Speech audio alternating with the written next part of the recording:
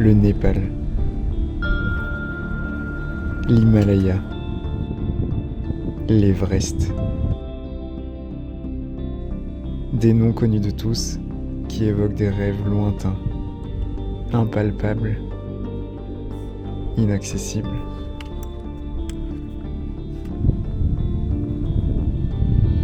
Avec Lucille et Sougang, nous avons décidé de donner vie à notre rêve. Celui de marcher sur les traces des alpinistes qui ont conquis les plus hauts sommets du monde. Nous voulions ressentir l'esprit de la haute montagne. Ressentir l'immensité de la nature à l'état brut. Nous sommes partis à l'aventure. 16 jours de trek dans les montagnes himalayennes, sans guide ni porteur. Juste nous, nos sacs à dos et ce désir magnétique de découvrir ce que la planète a à nous offrir de plus grand. Là où la Terre semble toucher les étoiles. Nous sommes partis à la recherche de ce mythique camp de base de l'Everest. En traversant la vallée de Gokyo, les cols et les montagnes, à près de 5500 mètres d'altitude.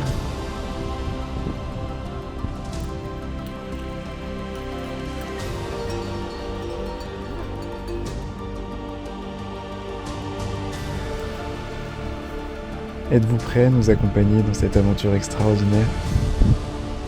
On vous emmène pour le voyage d'une vie.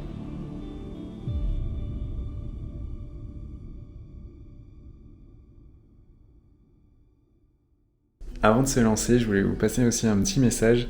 Au-delà du film que vous allez voir et de l'aventure que je vais vous raconter, j'ai mis un autre bout de moi dans ce film, notamment sur la musique. Il y a un certain nombre de thèmes musicaux qui sont des thèmes que j'ai composés exprès pour ce film, qui sont réarrangés ensuite grâce à l'intelligence artificielle pour convenir vraiment au mood de chaque moment. Donc j'espère que ça vous plaira et que ça fera un ensemble qui fonctionne bien. En tout cas, moi j'ai été trop content de faire ça et d'avoir un projet vraiment très complet autour de ce film qui représente complètement tout ce que j'aime faire.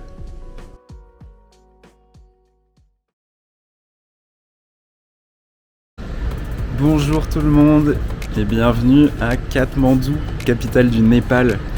On est le 13 octobre, donc on est en pleine saison touristique, c'est le début de l'automne. On part pour un trek dans l'Himalaya, on part pour 16 jours de trek en tout, direction le camp de base de l'Everest par la route alternative des lacs de Gokyo. On va monter jusqu'à 5500 mètres d'altitude, on va voir des glaciers, on va voir l'Everest. Donc vraiment, si vous voulez voir tout ça avec moi, restez bien ici. Donc là, on va aller faire des dernières petites courses. Je vous emmène avec moi dans le cœur de la ville.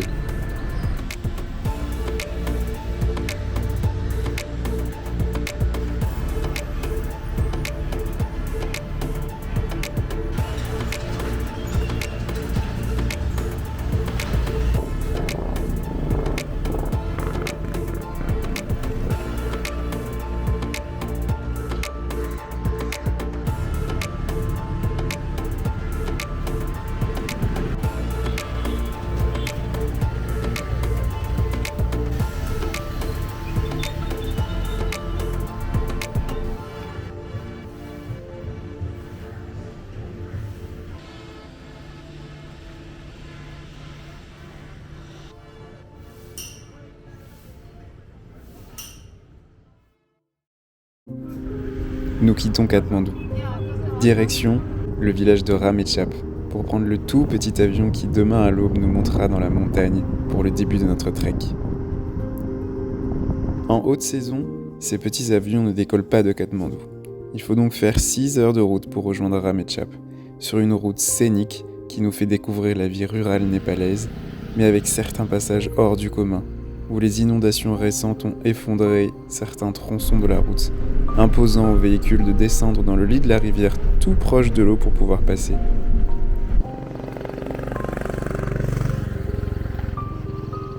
La plupart des trekkers prennent des bus navettes qui font le trajet de nuit pour arriver au petit matin pour le décollage de leur avion.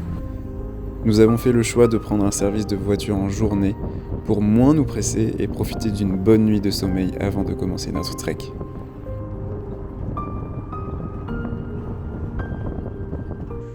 Nous arrivons à Ramechhap à la tombée de la nuit.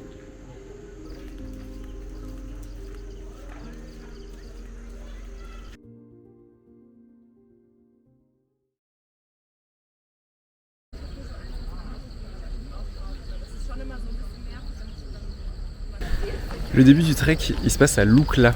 Lukla, c'est une toute petite ville à 2850 mètres d'altitude qui est accessible quasiment que par avion.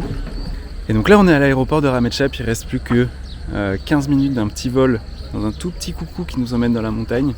C'est des avions qui font 14 places. C'est tout petit.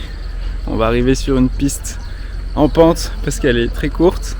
Donc c'est pas les vols les plus rassurants, mais ça va être une sacrée expérience. Donc c'est un aéroport où les avions décollent en général que le matin, entre 6h et 10h, 11h maximum. Après, il y a des risques que la météo soit moins bonne pour arriver à Lukla, donc il décolle plus. Et là, il est à peu près 6h du matin et c'est le brouillard. Donc les avions pour le moment ne décollent pas, tout est retardé. Un grand classique ici, il fallait s'y attendre. Et donc on attend.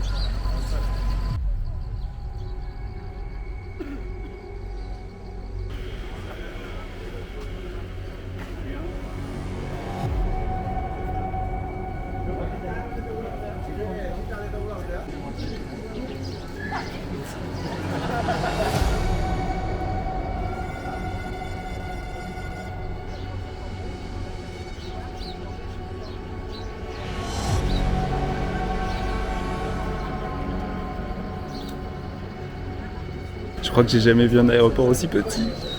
On attend. Parce qu'il y a du brouillard partout et que les gens ils ont dit que si on partait maintenant on allait mourir. Alors ils ont pas dit ça. Tu mettras ça pour le film pour maman. Voilà. Non, les jeux ont pas dit qu'on allait mourir. Ça va être coupé au montage ça.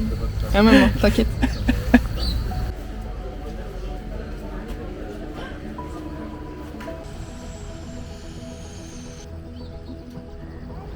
Ça va être trop facile ou pas? On va voir. Là c'est le piège, je te demande avant. Allez, let's go. Let's go.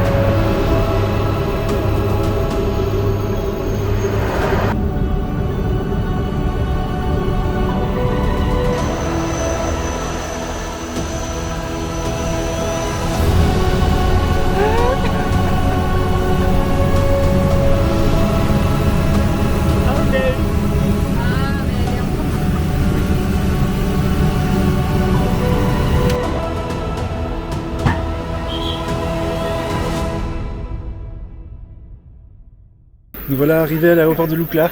Ça y est. Un peu stressant cette histoire quand même, mais assez excitant. En fait, la piste de l'aéroport de Lukla, c'est une des plus connues au monde parce que c'est une piste qui est très courte. Elle est inclinée à 12 degrés. Donc en fait, les avions freinent aussi grâce à la pente. Et en fait, au bout de la piste, c'est un mur, donc il faut pas se rater. Et ils finissent de décélérer en tournant. C'est assez impressionnant. Et l'aéroport de Lukla, il s'appelle Hilary Tengai.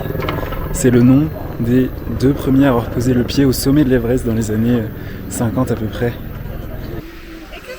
On est tout excités ou pas? Oui.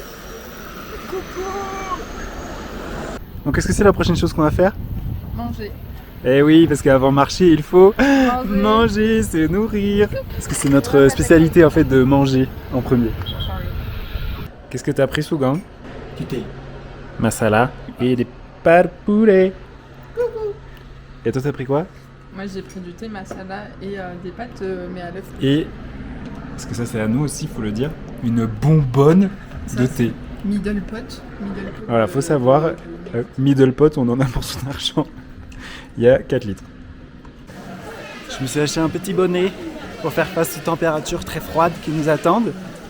Et c'est parti.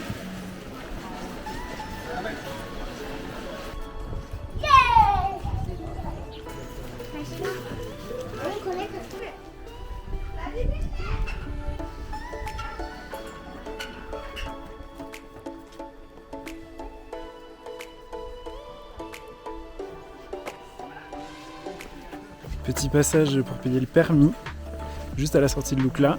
Et là, ça y est, on a quitté la ville. Le trek commence. Let's go! Première étape, rejoindre le village de Namche Bazar, à 2 jours de marche.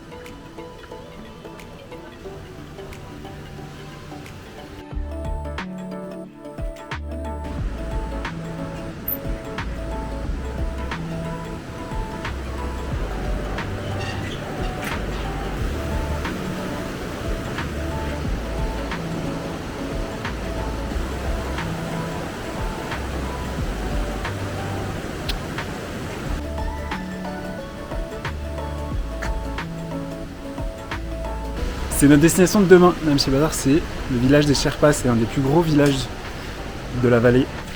Là, on est arrivé à Phakding. Phakding. Comment on dit, Kroti? Phakding. Okay. Là, je suis en train de me faire juger par mes 2 compatriotes, parce que je prononce pas bien, notamment par le guide népalais, qui n'est pas népalais, parce que Sougang se fait régulièrement prendre pour un guide népalais, parce qu'il a une couleur de peau sombre comme les népalais ici. Donc ce sera notre népalais pour les 16 jours prochains, voilà. Bref, nous sommes à Phakding, nous allons peut-être dormir là, ou peut-être un peu plus loin, ça dépend si on trouve un endroit qui a l'air chouette, et si on a envie de s'arrêter là.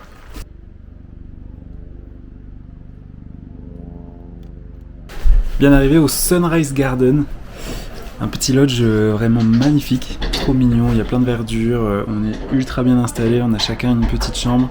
Moi j'ai une chambre tout seul, Sougang et Lucille ont leur chambre pour eux tous les deux. Petite review des stats de la journée, pour ceux qui aiment bien les chiffres, qui ont envie de suivre la performance. Nous avons fait 2h40, 8,5 km, 230 mètres de dénivelé positif et 450 de dénivelé négatif. Donc effectivement, on est descendu d'à peu près 200 mètres par rapport à Lukla, donc ici on est à peu près à 2600 mètres d'altitude. Mais ce sera le point le plus bas de tout ce trek. À partir de demain, ça remonte dur, on remonte à Namche Bazar, 3400 mètres d'altitude, donc là c'était vraiment la journée pour se mettre en jambes. Allez, on va faire un brin de toilette, se détendre et aller manger.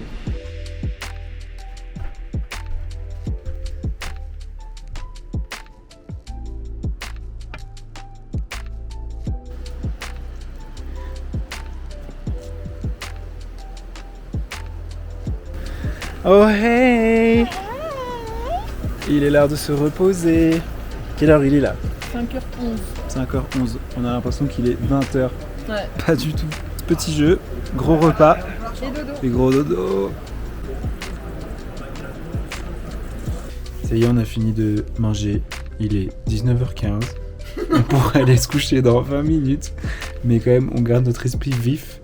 On fait des petits jeux et on emballe nos petits pieds dans des paquets. On ne recule devant rien pour avoir chaud. On dirait des petites otaries.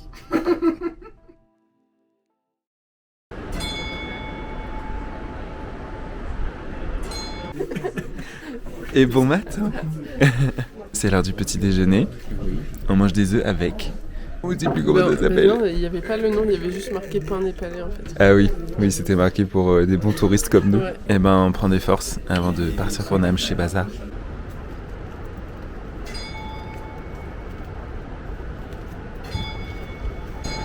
Alors ici on vit au rythme des gling-gling des moulins à prière qui tournent à chaque fois que les trekkers avancent sur le chemin.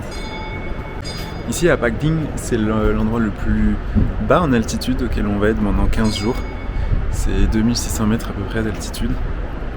On va monter jusqu'à 5500 normalement. Plus de 5000 mètres pour la nuit la plus haute. C'est parti pour le jour 2. Est-ce qu'elle est là ma fine équipe? Oui, c'est nous. Allez c'est parti, aujourd'hui direction Namche Bazar. Journée plus difficile qu'hier, parce qu'hier c'était la mise en jambe. Là on monte jusqu'à 3400 mètres d'altitude. Il y en a pour 5 heures à peu près, presque 1000 mètres de dénivelé positif. Et on est les tout derniers à être partis du lodge. Il y avait beaucoup de monde, ils sont tous partis il y a 45 minutes.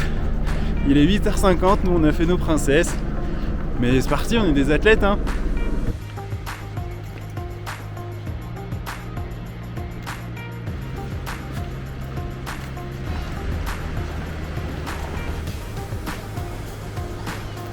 Hey you!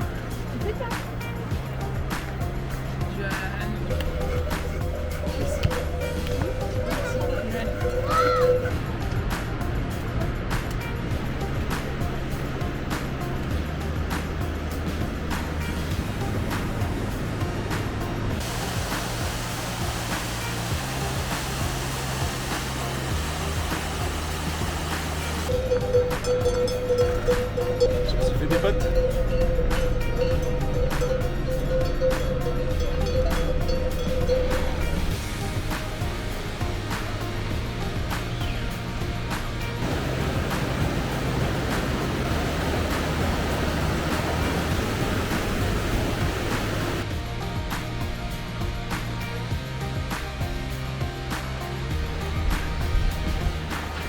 On vient de passer au village de Monjo. À Monjo, c'est là qu'il y a le point d'entrée du parc national du Sagarmatha. Sagarmatha, c'est le nom local pour l'Everest. Donc là, on vient de rentrer dans le parc national de l'Everest. On s'acquitte d'une petite taxe, c'est 3000 roupies népalaises, plus les 3000 qu'on a payés juste à la sortie de Lukla. Donc il y a 6000 roupies népalaises en taxe de parc. Depuis Lukla, le chemin est parsemé de nombreux ponts suspendus. Avant d'amorcer la montée vers Namche Bazar, il faut traverser le plus impressionnant de tous, le fameux Hillary Bridge, un pont suspendu qui surplombe la rivière de plus de 70 mètres.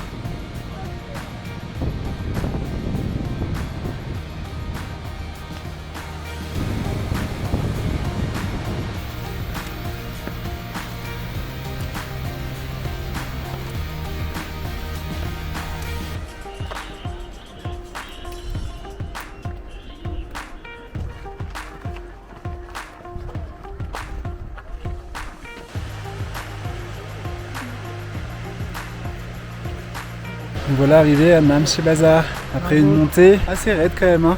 On en a pensé quoi de la montée? C'était pas mal. Ouais. Bravo.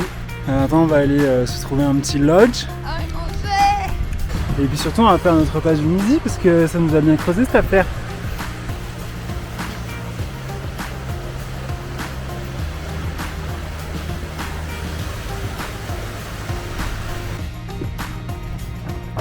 Oh waouh! Je crois qu'une fois de plus, c'était trop facile. La meuf court alors qu'on est à presque 3500 mètres d'altitude. Va-t-elle le regretter dans quelques jours? Suivez-nous pour la réponse. Tintine! Ça, tu vas me mettre 1 kilo de sucre dans ton thé? Je sais qu'il faut des glucides, mais quand même. Alors, les stats du jour. Nous avons marché 4h18. Pour une distance de 11,2 km. 11,2. Ouais, 2,6 km/h. Bah oui, on te dit qu'on a marché vite, il faut marcher moins vite. 1080 mètres de dénivelé positif et 280 de dénivelé négatif. Et nous sommes maintenant à 3440 mètres d'altitude. Est-ce que c'était trop facile? C'était trop facile. Bah ouais. J'aimerais bien manger. Soupe tokpa, Ouais.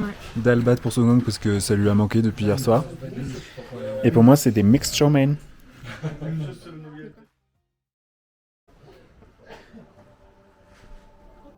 On s'installe à l'hôtel Sherpa Village pour 2 jours. Namche Bazar est une étape incontournable pour continuer notre acclimatation à l'altitude. Cet après-midi est consacré au repos et à l'exploration de ce village de montagne atypique, véritable paradis du trekker où les magasins d'équipements et les lodges se succèdent. Ici, pas de route. Il faut marcher 2 jours sur les chemins pour l'atteindre. Et malgré les 3400 mètres d'altitude, on se sent tout petit déjà entouré par des sommets dépassant les 6000 mètres.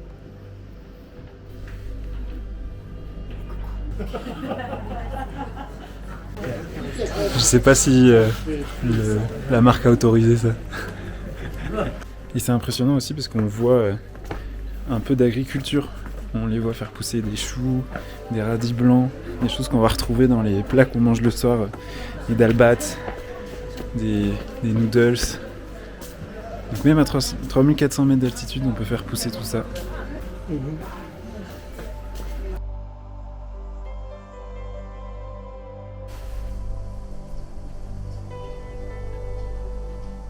Ce gong, il a niqué le game. Il fait chauffer son eau directement sur le poêle. Ça, c'est la meilleure astuce. Comment ça va, toi? C'est un petit peu froid. Il y a tout le monde qui est en t-shirt et moi je suis en bonnet tranquille. Il faut qu'on partage une nouvelle expérimentation culinaire que nous venons de faire. Qu'est-ce qu'on a commandé? Un hot orange. Et donc nous avons eu Un Fanta chaud. Pourquoi pas? On s'attendait à de l'eau avec une tranche d'orange dedans. Pas du tout. Ça fait le job. Donc là, on a commandé la cuisine en fait. On a acheté toute la cuisine. Parce qu'on prend pas un plat par personne, on prend un plat et demi par personne. Sauf moi qui suis très raisonnable et comme j'ai adoré ce que j'ai mangé à midi, j'ai refait pareil.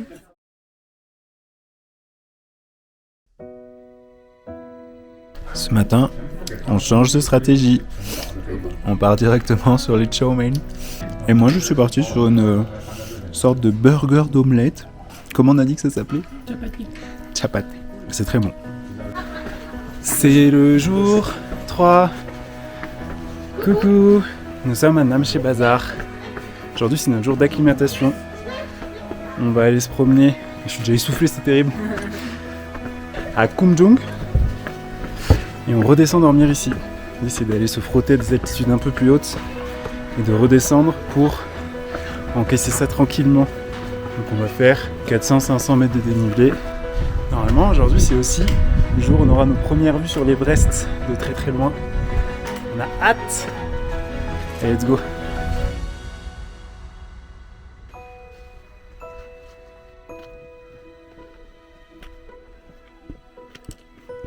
On voit toute l'agriculture qui est faite sur des petites terrasses en balcon.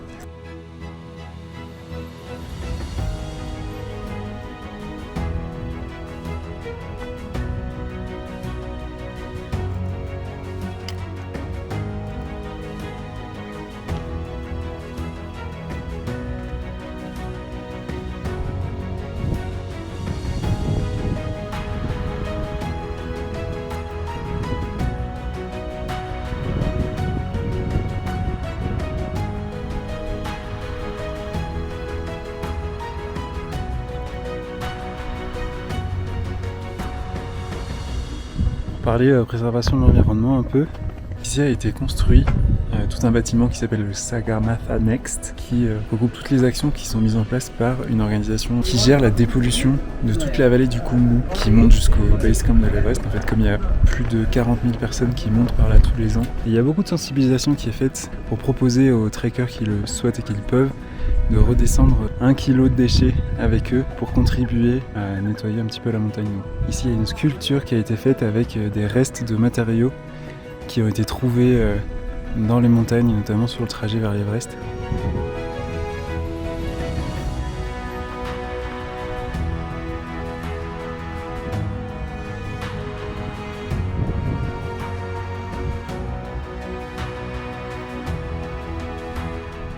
nous avons notre première vue sur l'Everest. Everest et Ama Dablam, qui est une montagne assez emblématique avec son pointu. C'est incroyable. Qu'est-ce que ça fait de voir l'Everest? Je suis trop contente. On y Grosse croit. émotion. On n'y croit pas trop. Hein. C'est assez fou. Sur ce promontoire à 3900 mètres, au-delà des vues sur l'Everest, se dessine également la suite de notre parcours, avec sur la gauche, à flanc de montagne, le hameau de Mongla, où nous passerons la nuit demain, avant de remonter la vallée de Gokyo sur la gauche.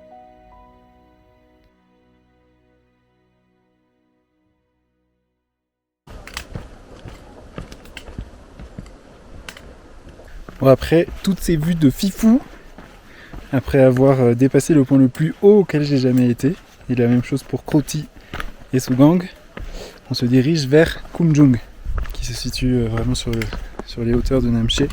Je suis désolé pour le style, là ça s'aggrave d'heure en heure, mais il vient un peu frais sur les crêtes.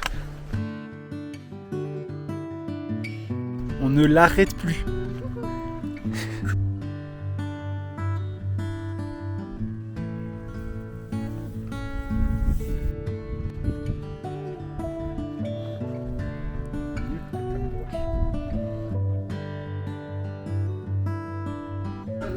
C'est le repas. Qu'est-ce qu'on mange pour changer? Comme ce matin, comme hier soir, comme hier midi. Mais elles ont l'air méga trop bonnes, ces nouilles.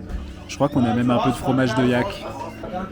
Il y a des bons trucs d'européens, mais particulièrement, est-ce qu'on n'a pas envie de tester ce croissant au yak cheese?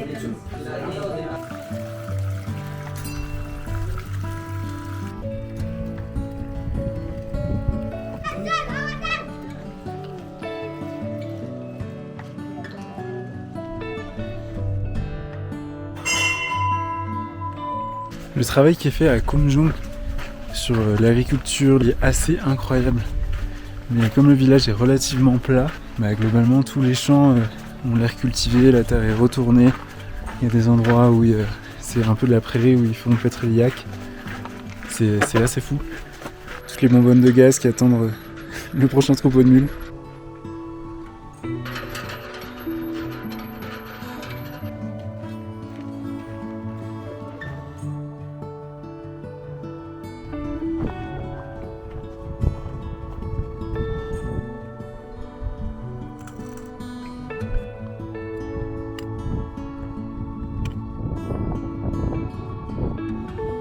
« 15h30, on est de retour à Namche, le moment que tout le monde attend, les stats de la journée. Non, le moment que tout le monde attend, c'est le moment où on mange.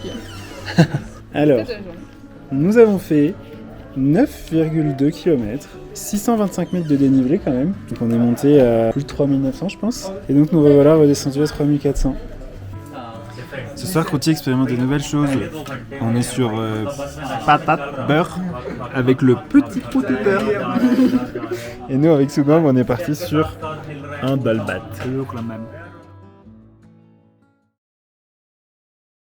C'est le jour 4.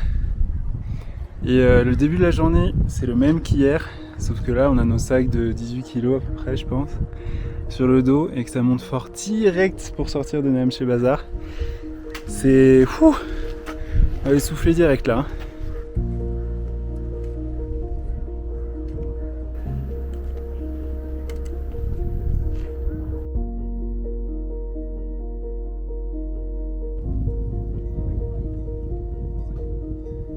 La bonne nouvelle ce matin, c'est que la forme est bonne. On a tous fait une très bonne nuit de sommeil. Sougang aussi et tout requinqué. Donc là, franchement, ça va nickel. Contrôler le rythme et la vitesse, on a dit. Rassurez-vous, elle fait ça à 10 mètres pour que vous ayez l'impression que ce soit une traileuse de l'extrême. Alors que pas du tout. Tu es soufflé là? Mais non. Tu es soufflé là? Pas Non, du même tout. pas, tu vois. En quittant Namche Bazar, un de nos premiers grands objectifs sera de rejoindre Gokyo, un village niché au bord d'un emblématique lac à 4800 mètres d'altitude. Pour l'atteindre, même si la distance n'est que de 30 km, nous aurons besoin de pas moins de 4 jours pour respecter l'acclimatation progressive à l'altitude et éviter le mal des montagnes qui peut être dévastateur.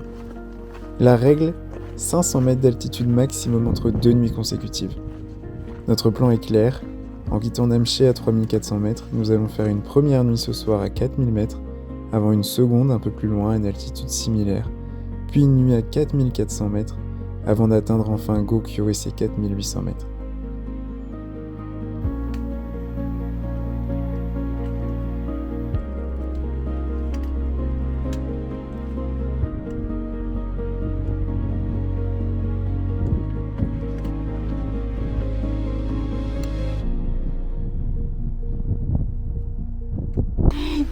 Coucou. On est arrivé à Mongla, un petit peu avant 13h. D'ailleurs, on va faire la review des stats. Alors, nous avons marché 2h55 depuis Namché Bazar pour un total de 6,9 km. Nous avons fait 665 mètres de dénivelé positif. Donc là, on est quasi à 4000 mètres et on a fait 115 mètres de dénivelé négatif. Et là, on est au niveau d'un petit col. Mongla, c'est tout petit, il n'y a que quelques maisons. Et la vue est super belle. On est sur une terrasse, il fait beau.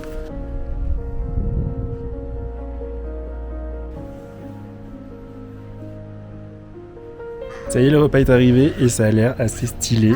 Ici, on est reparti sur un dalbat pour s'en mettre plein le bide grâce au refill à volonté. Coucou. Moi, j'ai tenté un nouveau truc. Qui a l'air hyper bon, des pommes de terre avec des œufs, sougang, dalbat aussi. Mais est-ce qu'on peut apprécier quand même ce lunch with view qu'on est en train de se faire là?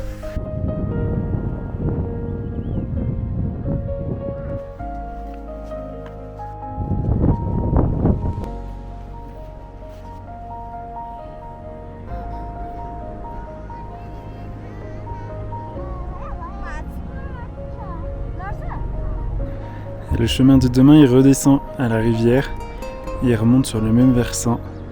On remonte la vallée de Gokyo.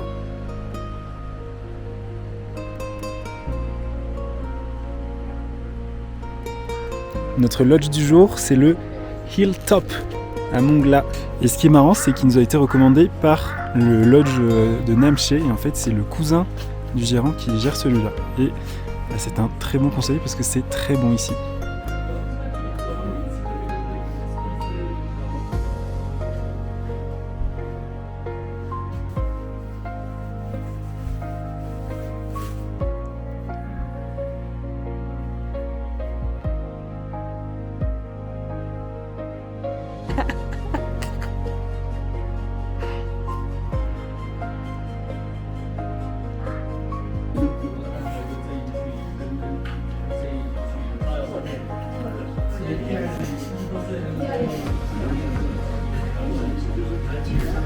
Elle est trop mignonne.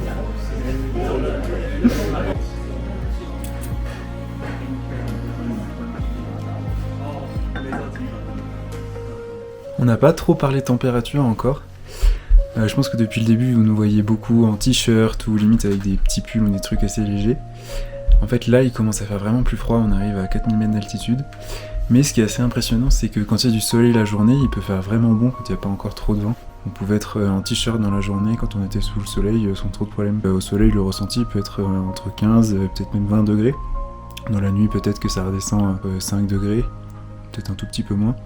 Là, à Mongla, on est à un col et quand la nuit est tombée, on a senti la différence tout de suite.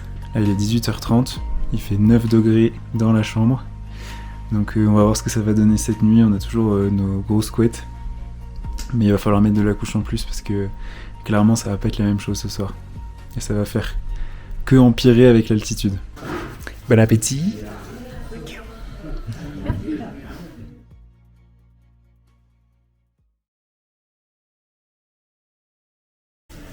C'est le matin. Coucou. Qui a dit qu'il y avait besoin d'électricité?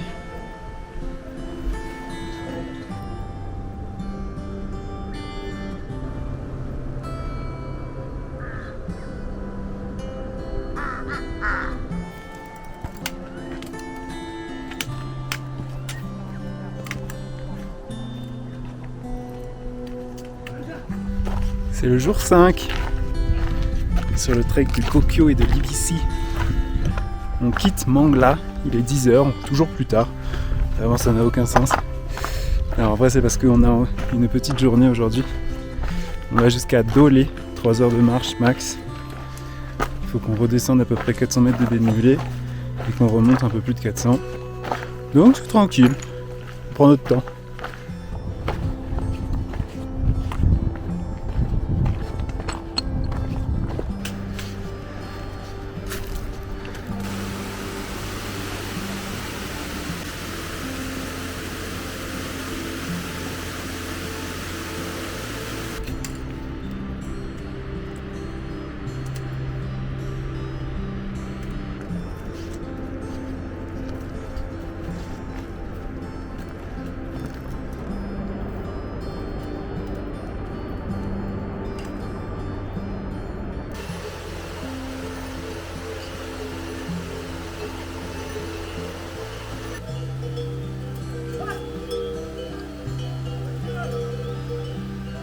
Bon, on vient de croiser un guide et la personne qui l'accompagne, qui sont montés jusqu'à Gokyo, ils ont fait le pic Gokyori, et là ils redescendent complètement la vallée de Gokyo pour remonter à l'Ibisi.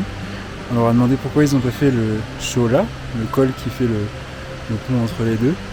Et ils nous ont dit que, en fait, ces derniers jours, même si là ça va un petit peu mieux, il y a des gens qui l'avaient fait et il y avait de la neige jusqu'aux genoux. Voilà, c'est pas hyper prévu ça normalement à cette saison. On monte jusqu'à Gokyo, on fait le point et on voit s'il faut qu'on change un peu nos plans. Si c'est un peu trop chaud de passer par Shola, qui est un col à 5400 mètres, un des points les plus hauts de notre trek.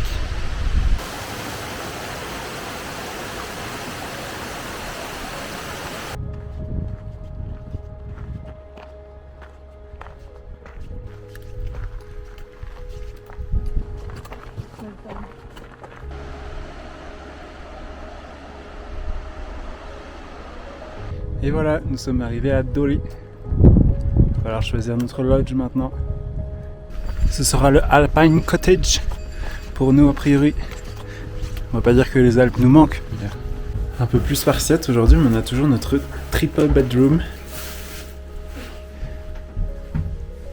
Voilà la petite terrasse au soleil où on va manger et chill un peu jusqu'à ce qu'il n'y ait plus de soleil, probablement très rapidement pour faire 14h, 14h30.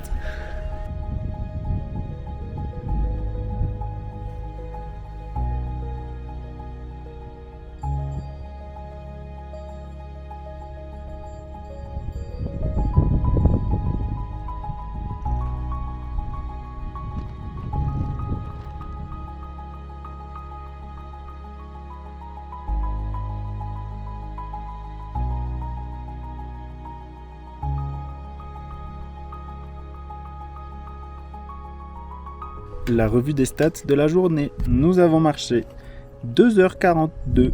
Nous avons fait 5,5 km. Attention, grosse journée. 479 mètres de dénivelé positif et 400 mètres de dénivelé négatif. Nous nous retrouvons donc à Dolé, à 4050 mètres d'altitude. Qu'est-ce que tu viens de prendre, Krouti? Du thé tibétain. Et alors, le thé tibétain, c'est pas du tout du thé. Mais donc, en gros, c'est une sorte de thé au lait très lacté, salé. Fait avec du beurre salé, je pense. De yak. Ça, je sais pas. Alors que moi, c'est la roue libre. Je suis parti sur un bon truc d'européen. Le chocolat chaud. Ça va. Est-ce qu'on parlerait pas un peu hygiène? Parce que c'est peut-être une question que vous vous êtes posée alors que ça fait 5 jours qu'on a commencé notre trek. Comment on fait alors qu'on est parti pour 16 jours en tout? Donc, 2 stratégies complémentaires. La bonne stratégie des lingettes, qui a ses limites mais qui fonctionne. On n'a pas pris l'option douche chaude qui est souvent vendue payante très cher pour un niveau de confort qui est relativement limité. Puis plus on monte en altitude, c'est carrément plus proposé.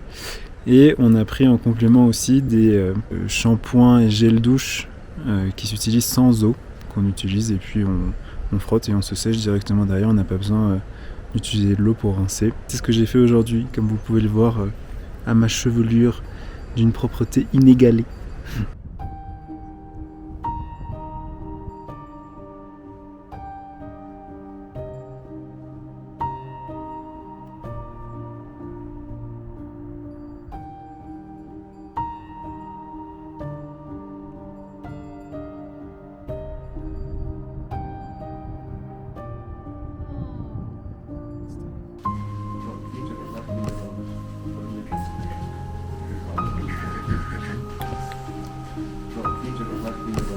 Ok, il est 20h, on a fini de manger, on est retourné dans la chambre et il fait 5 degrés. Donc clairement, on va sortir le duvet, on va remettre des couches ce soir parce qu'il fait hyper froid et il est que 20h.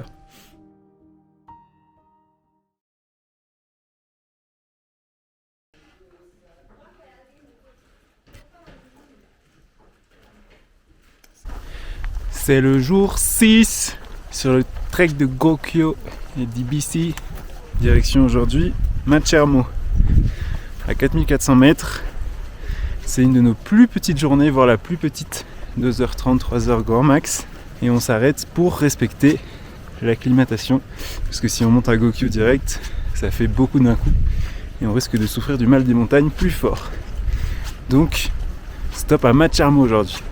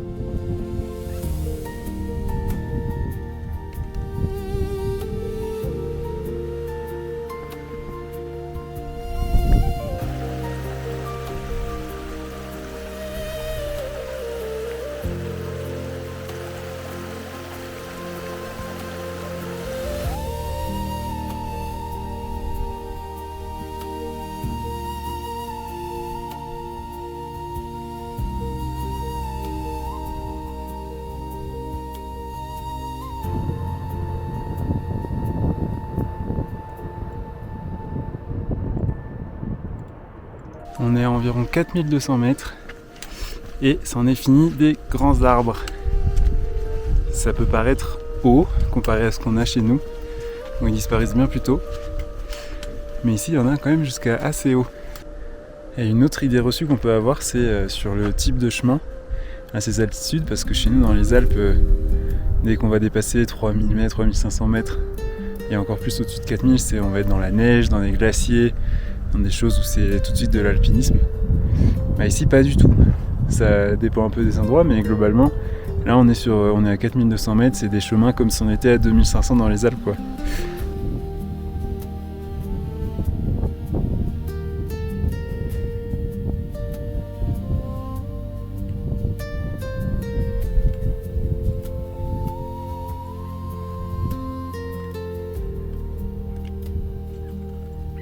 Ça y est, on arrive à Machermo. Après 2h30 à peu près de marche. Bon, il commence à y avoir de plus en plus de neige autour des chemins, notamment sur les versants à l'ombre.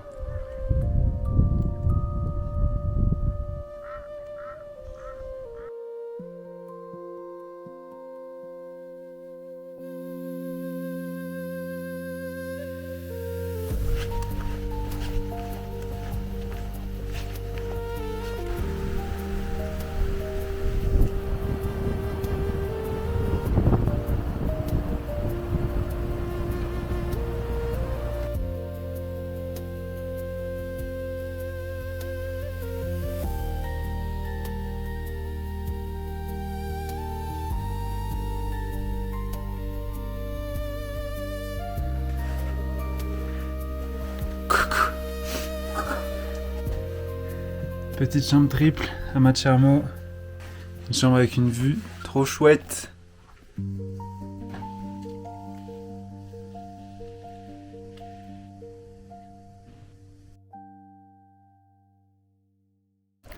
C'est l'heure des stats. Donc aujourd'hui, jour 6, nous avons fait 2h56 de marche pour une distance de 5,9 km, un dénivelé positif de 500 mètres tout pile et un dénivelé négatif de 111 mètres. Et nous sommes arrivés à une altitude de 4410 mètres. Pourquoi tu te marres comme une baleine, toi? Parce que tu regardes ta montre alors que tu viens de le regarder là. Mais j'avais oublié. Ben je sais. À ce midi, on se fait un festin de ouf. Et nous avons notamment pris, là on est à Krakenoutslip, on a pris du fromage de yak frit. Ça sent hyper bon.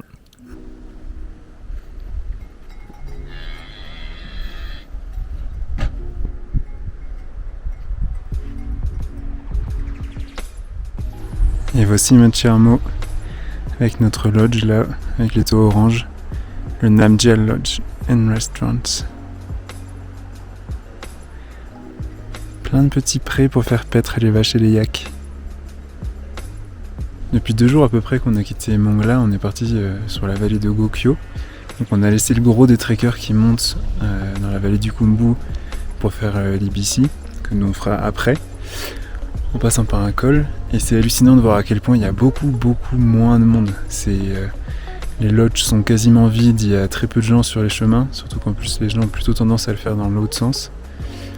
Et ce qu'on a appris aussi hier dans les discussions aux lodges qu'on avait à Dolé, c'est qu'en fait les lodges ils sont ouverts à peu près 6 mois par an, surtout dans les zones qui sont plus en altitude comme ça. Ils sont ouverts sur la période de l'automne, début de l'hiver, octobre, novembre, décembre, la haute saison pour le trek, et la saison du printemps, mars, avril, mai jusqu'à début juin.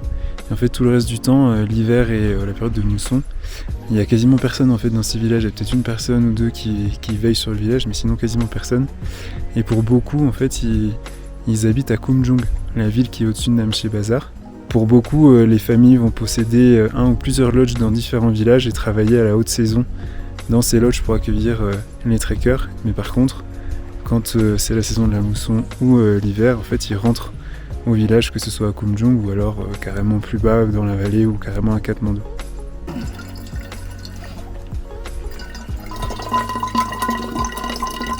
Là, Sougang est en train de filtrer et du coup, 2 à 3 fois par jour, on est obligé de filtrer toute l'eau pour remplir nos ressources. C'est passablement chiant, faut le dire, mais on n'a pas trop le choix parce qu'on veut pas trop prendre de risques au niveau hygiène avec l'eau.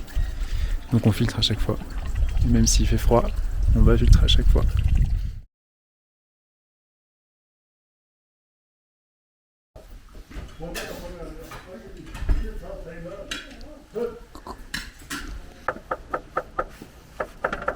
Qu'est-ce que c'est?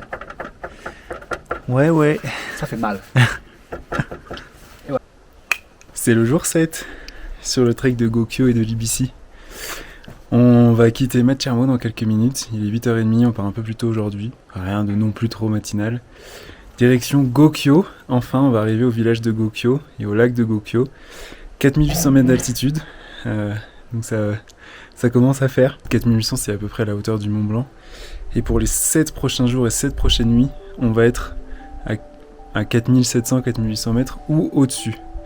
Donc c'est comme si on allait passer presque une semaine au-dessus de la hauteur du Mont Blanc. Donc ça fait un petit truc quand même.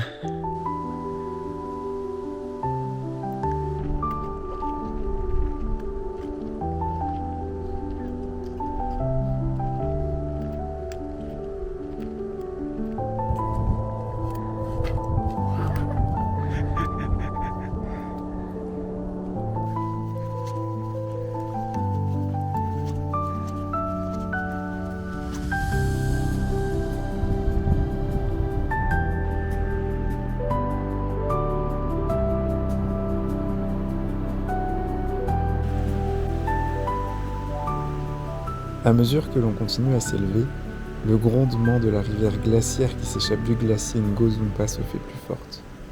Et puis soudain, vers 4700 mètres, un replat et les paysages changent.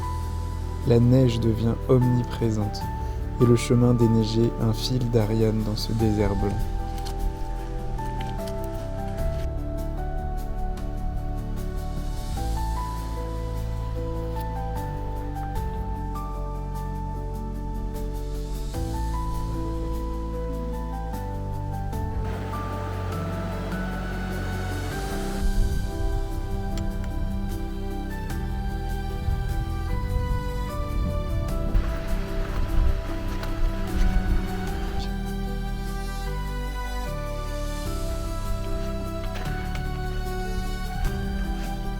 Et puis enfin,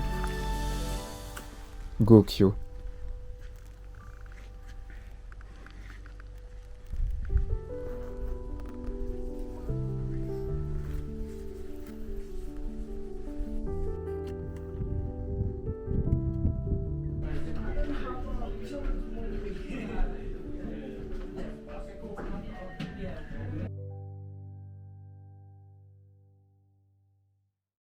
On est bien arrivé à Gokyo, à 4800 mètres d'altitude. C'est magnifique ici. En plus, on a la chance d'avoir le soleil, il fait très beau. Il est 4 heures passées, il y a encore du soleil, donc ça garde la température assez agréable. Dès qu'il n'y aura plus de soleil, ça va tout de suite tomber et on va très vite arriver dans une température négative, je pense.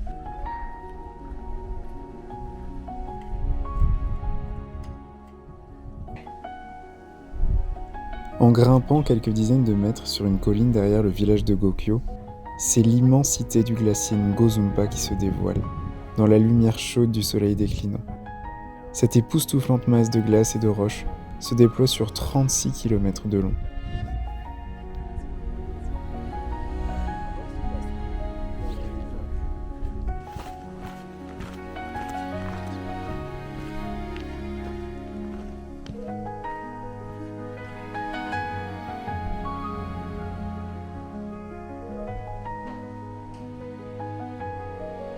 Un petit point sur la forme, parce que là on est quand même bien en altitude, on est à quelques mètres près à l'altitude du Mont Blanc et on voit encore des méga grandes montagnes. Plus on monte en altitude, plus on sent quand même que ça pèse un peu sur les organismes. Hier et ce matin, c'est moi qui étais pas très en forme au niveau digestif, ça allait pas trop, j'avais pas beaucoup d'énergie. Et là en arrivant à Gokyo, moi ça va mieux, mais c'est Sugan qui a un gros mal de tête, il a fait une grosse sieste cet après-midi, là ça va un petit peu mieux. Donc on est très attentifs les uns les autres à l'état de forme de chacun pour pas faire de choix déraisonnables. Qu'est-ce qui se passe ce soir, Croti? Ce soir, Guillaume n'a pas pris de refill de Dalbat.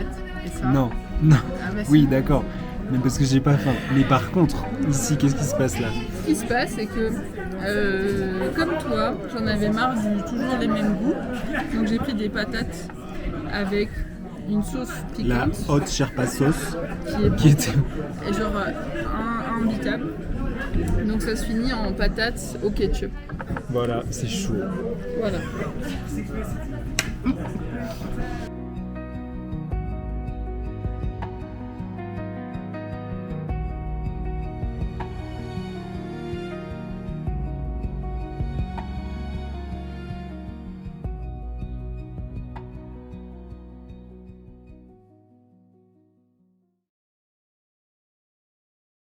C'est parti pour le jour 8 du trek du Gokyo et de l'IBC.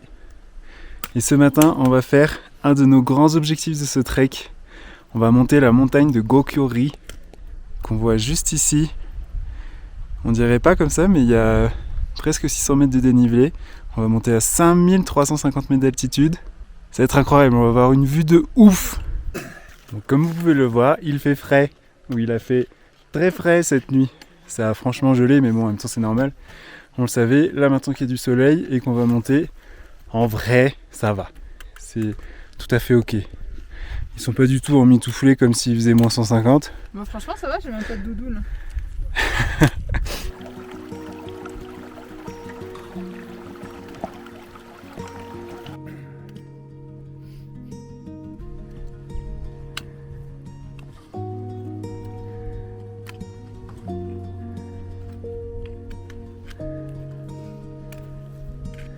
Ça va, Croti? Nickel.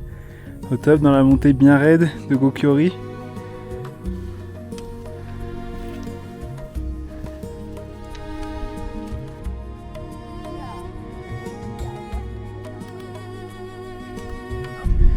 Croti, on a officiellement dépassé les 5000 mètres. Yes, let's go. Dans la raide montée de Gokyo-ri, petit à petit le glacier Ngozumpa se montre à nouveau. Puis l'Everest, bien plus près que les vues lointaines d'il y a quelques jours près de Namche Bazaar.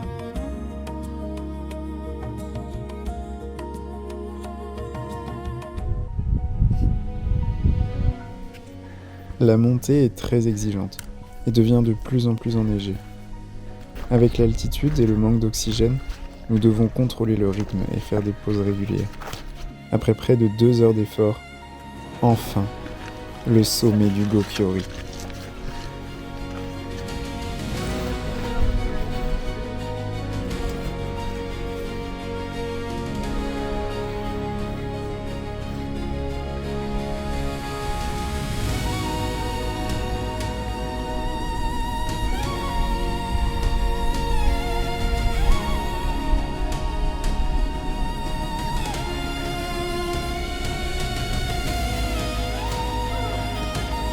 Ça y est, on est arrivé au sommet du Gokyo-ri. Et donc là, on est à 5350 mètres d'altitude.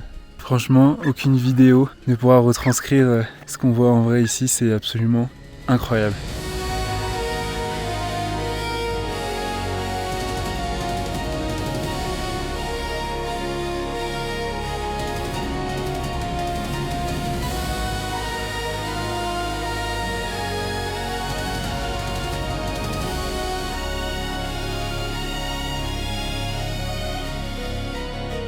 Il y a des montagnes partout, c'est fantastique quoi. Et on est à 5350 mètres. On n'arrive pas à réaliser, je crois. C'est trop fou ce qui se passe. On a mis pile 2 heures pour monter. On a fait 1,7 km. Donc ça fait même pas du 1 km/h. Mais ça monte très sec. Il y a 590 mètres de dénivelé sur ces 1,7 km. Ça a une altitude non négligeable, donc soyez indulgents.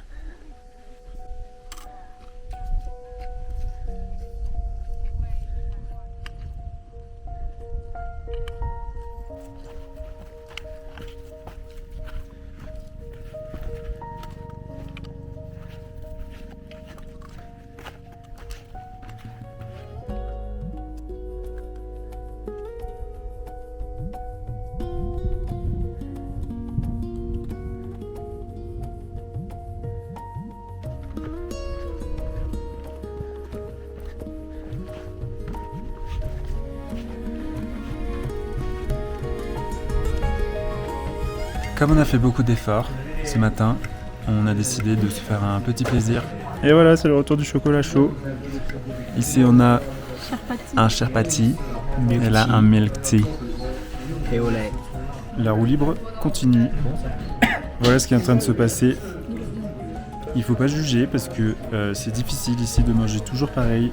À cause du mal des montagnes, on n'a plus trop l'appétit. Là on essaie de trouver des trucs qui passent. Bon, changement de plan. Première petite modification du programme.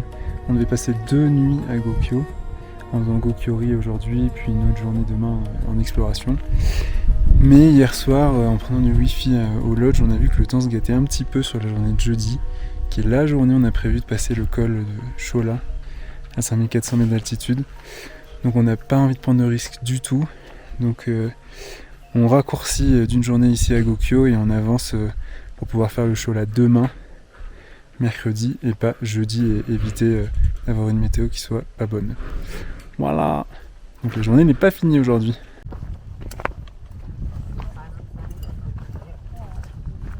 On quitte Gokyo, direction Tagnak, qui est à peu près à 1h30, 2 heures de marche, complètement de l'autre côté du glacier Ngozumpa. C'est par là.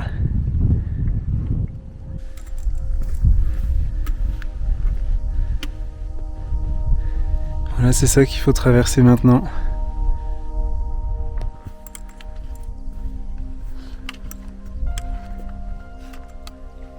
En ce début d'après-midi, la lumière commence déjà à décliner, alors que nous entamons la traversée assez technique du glacier. Mais cela accentue encore les contrastes. Les couleurs sont sublimes, et nous évoluons dans un silence total, simplement brisé, par moments, par les craquements de la glace. Nous sommes comme sur une autre planète.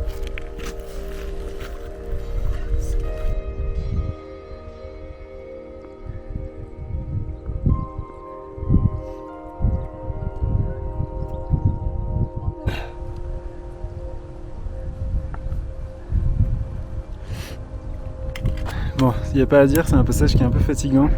Ça monte, ça descend tout le temps.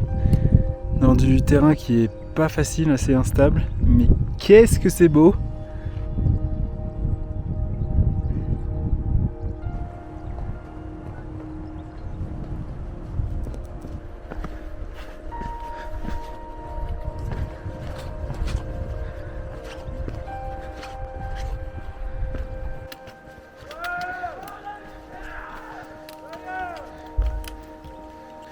Ça y est, on arrive à Tagnac.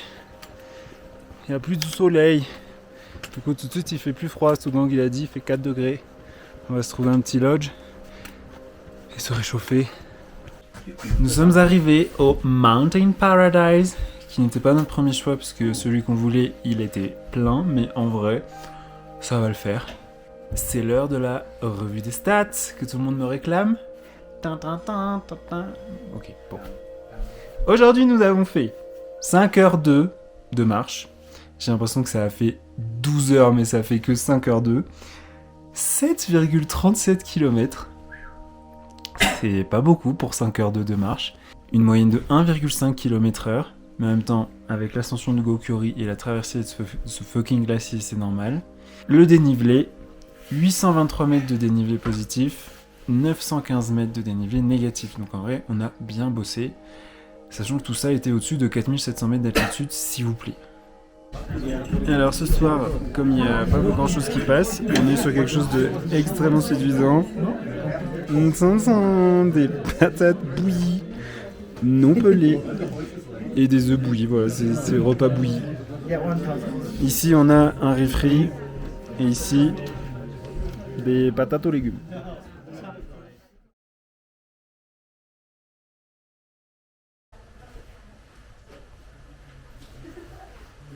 Matin difficile à Tagnac. Il fait très froid. Coucou! Est-ce que tu as froid? Non, ça va en vrai. En tout cas, tous les tuyaux sont gelés, donc on peut pas remplir d'eau. Donc on va devoir acheter de l'eau. En même temps, ça devient très désagréable de filtrer l'eau avec nos gourdes. Ça prend un temps pas possible et ça nous épuise, donc finalement ça va nous faire une petite pause dans le filtrage. C'est le jour 9 sur le trek de Gokyo et de l'Ibisi. Et aujourd'hui, on a sorti le kit grand froid. On est à plus de 4700 mètres d'altitude, tout est gelé. Mais il faut qu'on aille monter un col à 5400 mètres. C'est le Chola. Grosse journée devant nous aujourd'hui. La forme est fluctuante. On a eu un petit coup de barre quand même hier. On commence tous à tomber un petit peu malade. Mais on va y arriver, hein. Ça, faut qu'on s'habitue aussi à l'altitude et au froid. C'est parti.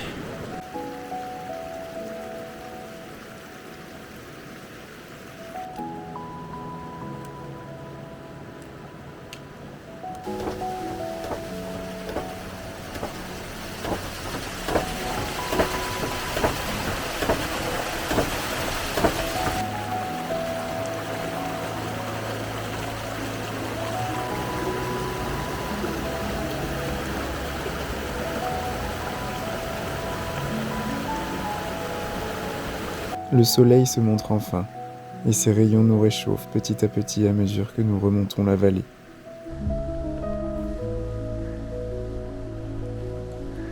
Ça y est, on a de nouveau dépassé les 5000 mètres. Et nous revoilà dans la neige. Ça va être comme ça, a priori jusqu'au col. 400 mètres de dénivelé plus haut.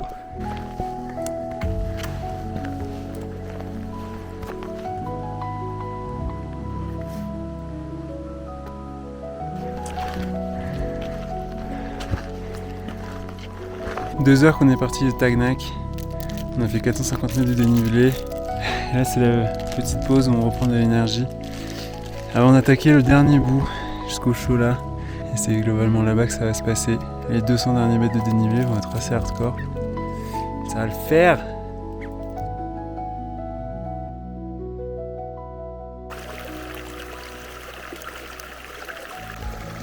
Ça y est, pour la première fois on a décidé de remplir nos poches à eau directement dans la montagne sans filtrer. Là je pense que vraiment on craint rien. Ça descend direct des glaciers. L'eau elle doit faire -4. Mais voilà, au moins on a de l'eau pour franchir le col et pour arriver jusqu'à Zongla.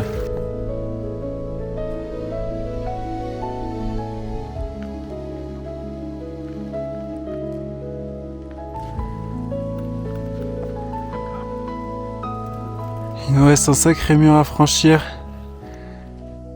C'est dur là, on s'accroche.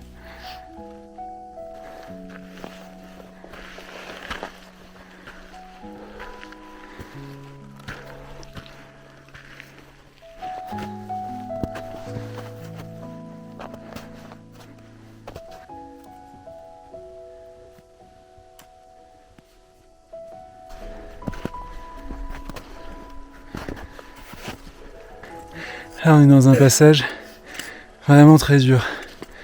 On est fatigué, on est très haut. C'est coriace, hein.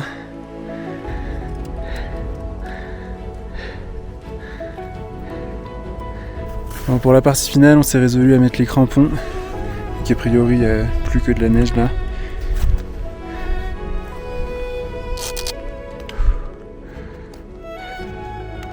C'est bientôt la fin.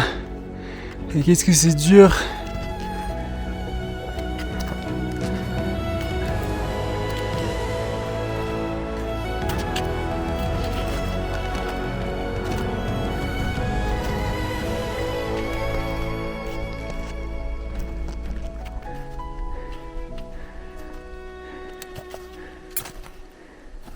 C'est juste là.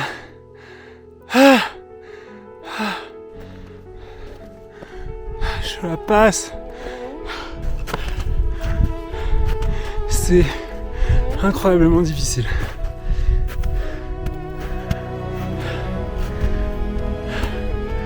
Je suis trop fier. J'en ai larmes aux yeux.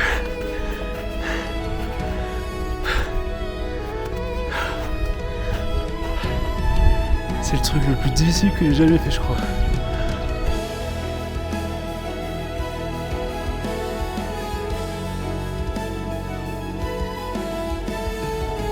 Allez, croûtis!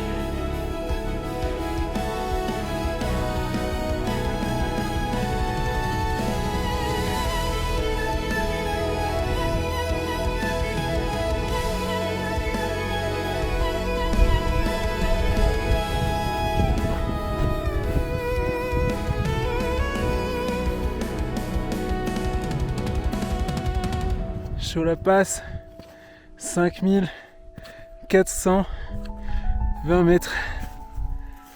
Waouh! Voilà. C'est trop difficile. Waouh!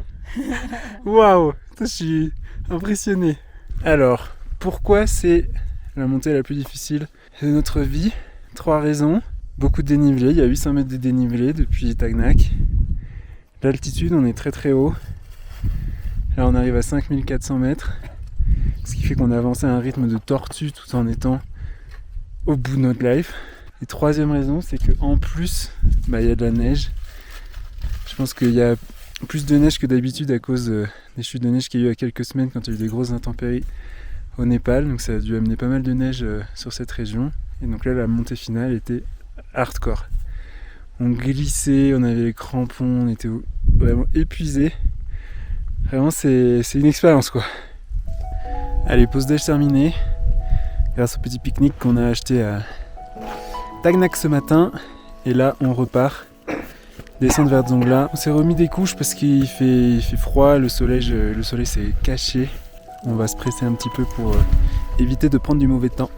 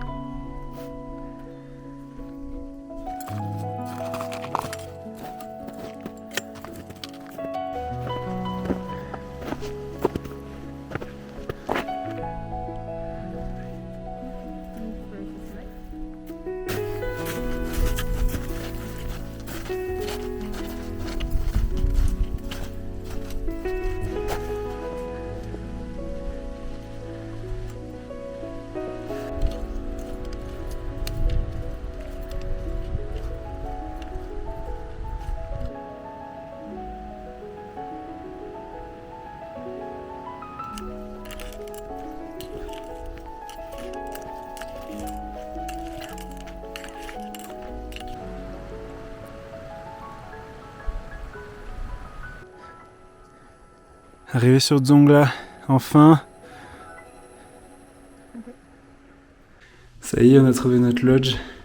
On s'est arrêté au Cholatse Lodge à Dzongla, qui a l'air d'être assez récent et c'est vraiment plutôt pas mal. Donc aujourd'hui, nous n'avons pas de chambre triple, nous avons 2 chambres doubles, mais franchement quali.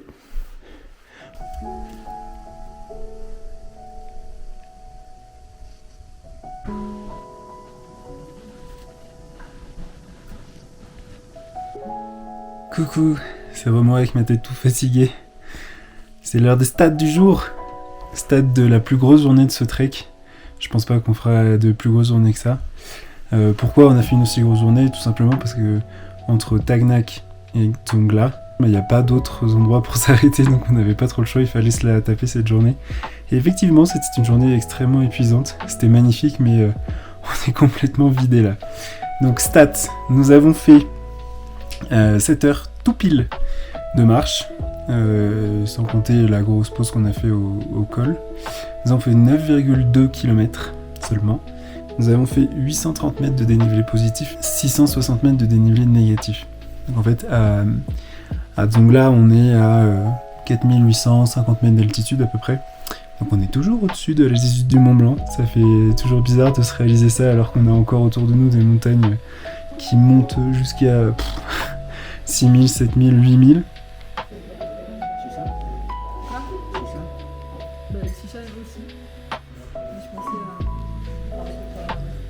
Comment il est sauté? Est-ce qu'il a le goût de la récompense? Oui. Bon, moi comme d'hab, chocolat chaud. C'était comment cette journée aujourd'hui? Franchement, c'était trop dur. C'était la journée la plus difficile que tu as faite en trek? Ouais. C'est l'occasion aussi de refaire un petit point sur un sujet où ça fait un petit moment qu'on n'en a pas parlé, c'est l'altitude et les effets de l'altitude sur nos pauvres petits organismes. En gros, moi en ce qui me concerne, depuis Namche, donc c'est assez rapidement en fait depuis qu'on est passé au-dessus de 3000-3500 mètres, j'ai commencé à avoir un des symptômes principaux du mal des montagnes qui est la perte d'appétit. Et je me bats un peu avec ça, je dois dire, depuis plusieurs jours. Parce que compte tenu de tout ce qu'on fait la journée, du froid qu'il fait dehors, on a vraiment besoin d'énergie et c'est très très difficile de manger. Tout simplement, chaque repas qui arrive, je suis là, ok, il va falloir encore se forcer, il va falloir encore manger quelque chose. Et ceux qui me connaissent bien savent que c'est très bizarre pour moi de dire un truc comme ça, mais j'ai jamais faim en fait. Au bout d'un œuf, 3 cuillères de riz, ouais, j'en peux plus, quoi, ça passe pas. Donc ça c'est un des symptômes principaux. Lucie et Soong ça va, globalement ça ils ont pas trop. On prend tous les 3 du Diamox depuis Namche Bazaar aussi, depuis qu'on a dépassé les 3000 mètres. Et donc le Diamox qui est censé aider à contrer les effets du mal des montagnes, mais qui a quelques effets secondaires que j'ai gagnés aussi dans le package, c'est des troubles digestifs. Donc voilà, on fait un petit peu ce qu'on peut pour ménager tout ça. Donc vous voyez les côtés positifs la journée, mais il faut aussi imaginer que c'est quand même une petite épreuve cette affaire, hein, et le soir, quand arrive l'heure de manger, c'est un peu la pharmacie.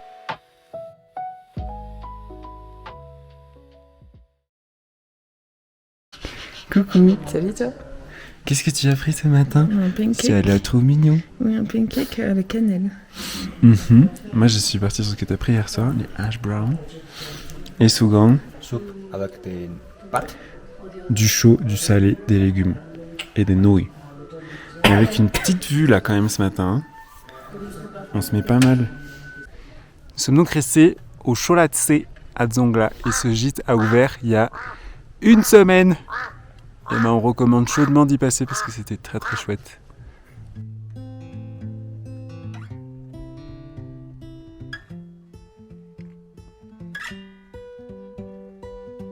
C'est le jour 10 sur le trek de Gokyo et de l'Ibisi. Et pour la première fois, le temps est pas terrible, c'est très couvert. Et ça nous conforte vraiment dans le choix qu'on a pris de raccourcir d'un jour à Gokyo pour passer le Chola hier quand le temps était encore ok. Parce que dans notre planning initial, on aurait dû le faire aujourd'hui. Et un temps tout blanc, avec la difficulté de la journée d'hier, ça aurait été vraiment hardcore. Donc on est satisfait d'avoir su prendre cette décision. Aujourd'hui, direction Lobuche. C'est une petite journée. On en a pour 2h30, 3h.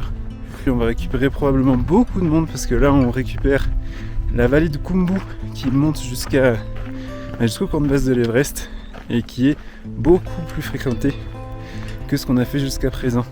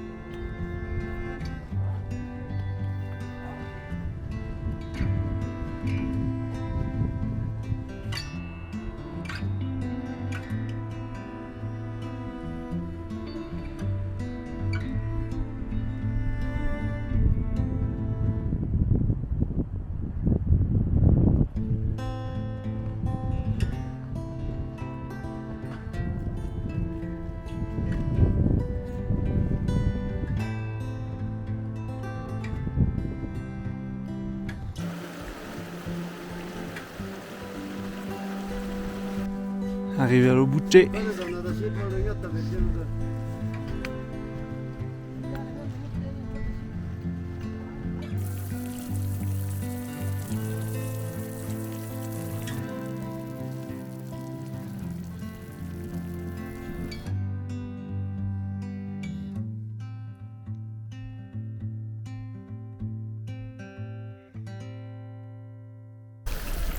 L'Obuche, c'est à une altitude de 4940 mètres. C'est un petit chapelet de lodge, il n'y en a pas beaucoup, mais il y a beaucoup de monde, c'est très bruyant. Ça a un petit côté un peu en construction, quoi, comme si plein de choses n'étaient pas finies, parce qu'il y a beaucoup de lodges qui s'étendent pour devenir plus grands. Donc c'est un peu tout est en vrac à l'Obuche.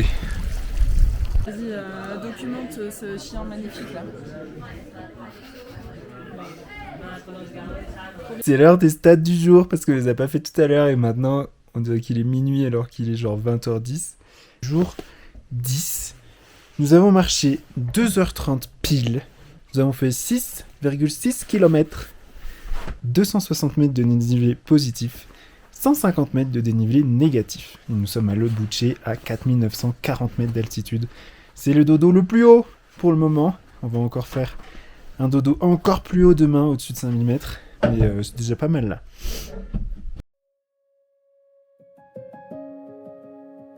C'est le jour 11 sur le trek de Gokyo et de l'EBC. Et aujourd'hui, big day. Parce qu'on va au camp de base aujourd'hui. C'est le jour enfin où on va au camp de base de l'Everest. On quitte l'Obuche, les 8 heures à peu près. On va avancer jusqu'à Gorakchep, poser nos affaires dans un lodge qu'on a réussi à choper en discutant avec la gérante de celui où on était à l'Obuche. Et puis après, let's go jusqu'au camp de base à 5300 et des brouettes. Grosse journée aujourd'hui.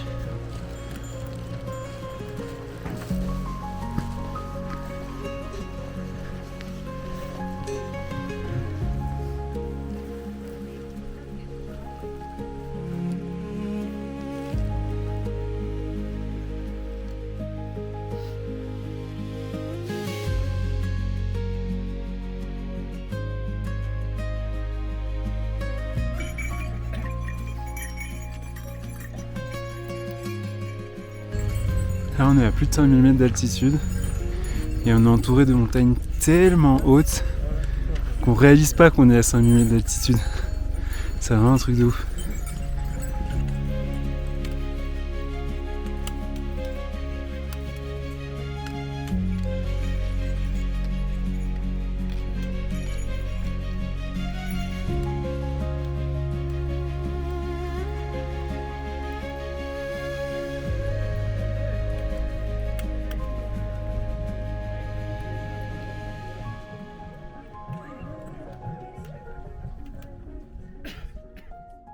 Petit à petit, nous remontons la vallée du Khumbu, longeant l'impressionnant glacier du même nom, qui lui remonte jusqu'au col sud, à près de 8000 mètres. Col stratégique où se situe le camp 4, le plus avancé pour les alpinistes qui montent l'Everest. Dans notre progression, le Nuptse nous domine, à près de 7900 mètres.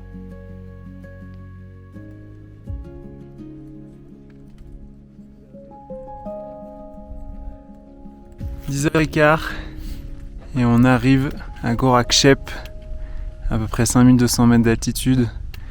C'est le village en dur le plus avancé pour aller monter l'Everest ou aller au moins jusqu'au camp de base. Il n'y a que quelques lodges. On va faire une petite étape là avant de s'attaquer au camp de base de l'Everest.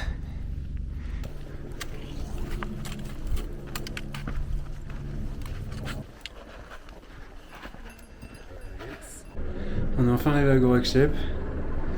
On a une chambre, ça c'est cool, mais c'est folklorique. Hein. Je vous montre. Là c'est le petit couloir, il y a à peine de la place pour passer. Attention, room tour. Et voilà. On va se tenir chaud là. Je sais pas combien de mètres carrés. Coucou gang.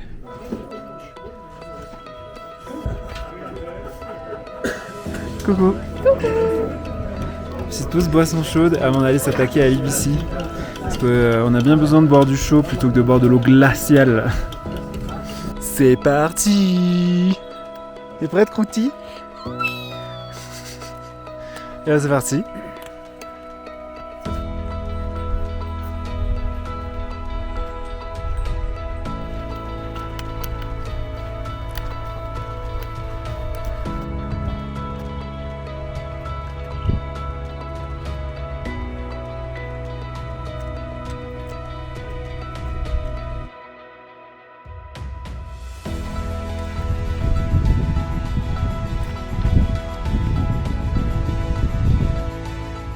Ils s'en foutent. Ils font n'importe quoi.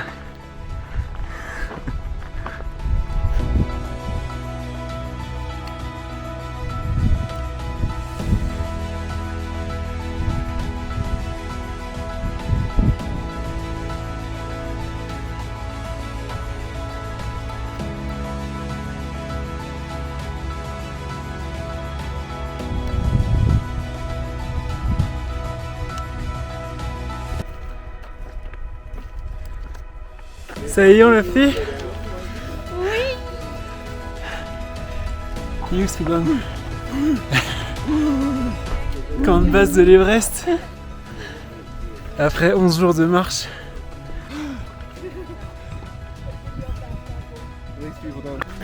Ça y est, on l'a fait. Personne ne nous l'enlèvera jamais. On est trop fiers.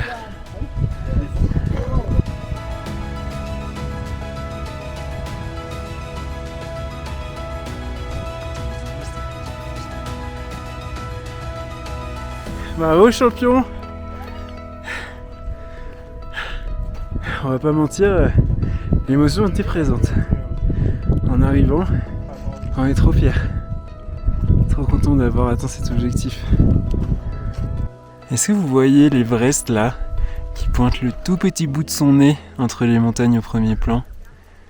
Voilà, c'est encore 3500 mètres plus haut. À l'automne, le camp de base est complètement vide, et rien ne laisserait supposer son existence sans le rocher qui en marque la trace. C'est au printemps que tout prend vie, avec des centaines de tentes, une activité bouillonnante préparant les expéditions jusqu'au sommet de l'Everest. À l'automne, il fait trop froid, mais en revanche, c'est le paradis des trekkers qui viennent jusqu'ici.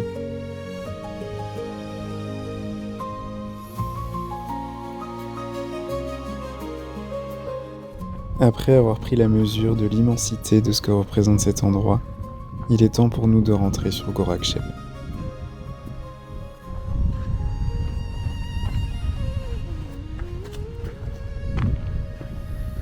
On est bientôt 15h.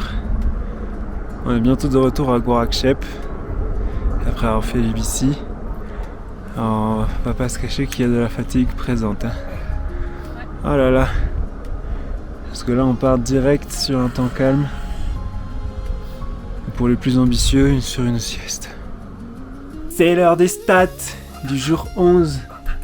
Vous attendez les stats hein, avec grande impatience. En ce jour 11 où nous avons vu l'Ibissi, nous avons marché 5h30. Nous avons marché 11,2 km. Dénivelé, nous avons fait 560 mètres de dénivelé positif. Nous avons fait 315 mètres de dénivelé négatif. Et nous sommes à Gorakchep, 5200 mètres pour notre dodo le plus haut. Et maintenant, laissez-moi mourir de dodo s'il vous plaît.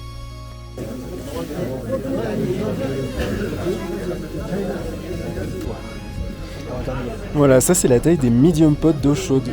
Donc je pense qu'on en a pour 2 heures pour boire tout ça.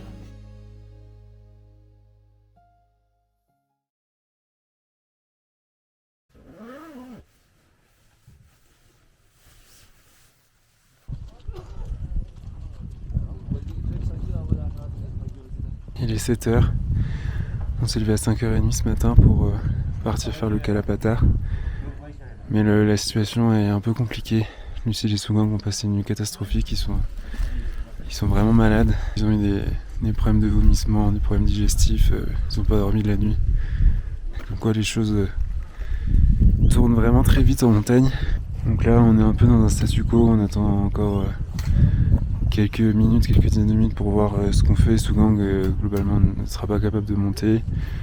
Ici c'est pas sûr non plus.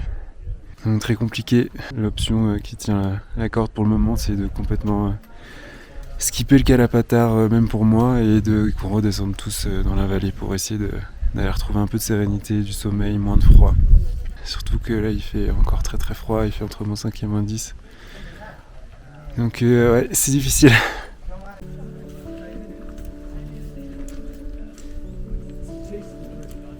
La décision est prise.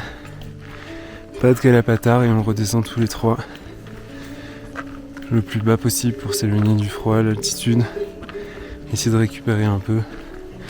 Ces décisions qui sont dures, mais on s'était toujours dit depuis le début, c'est si jamais il y en a qui se sentent pas bien, on redescend, on fait bloc, on reste tous ensemble, et quand on y est confronté pour de vrai, il faut savoir s'y tenir. Donc c'est parti, on redescend. C'est pas un échec en soi parce qu'on a fait déjà des très belles choses, mais c'est vrai que c'est des décisions compliquées.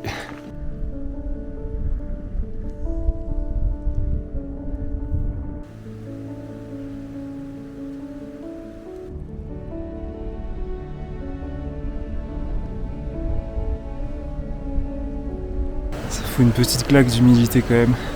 On est en train d'essayer de se hisser tant bien que mal jusqu'à l'Obuche. Dans un passage assez pénible avec beaucoup de rochers, un peu de glace, ça monte, ça descend. Mais c'est les secondes qui sont épuisés. J'essaye de porter le sac de Prouty pour l'aider. La journée va être très très longue, mais ça fait partie de l'aventure. Hein. Il y a toutes les émotions positives. Puis c'est là qu'on se rend compte que c'est difficile ce qu'on fait, c'est pas évident. Des fois tout se passe bien, il y a des fois il y a des accros. C'est ce grand écart d'émotions aussi qui rend les accomplissements encore plus fous, qui rend la fierté encore plus forte de réussir à faire ce qu'on veut.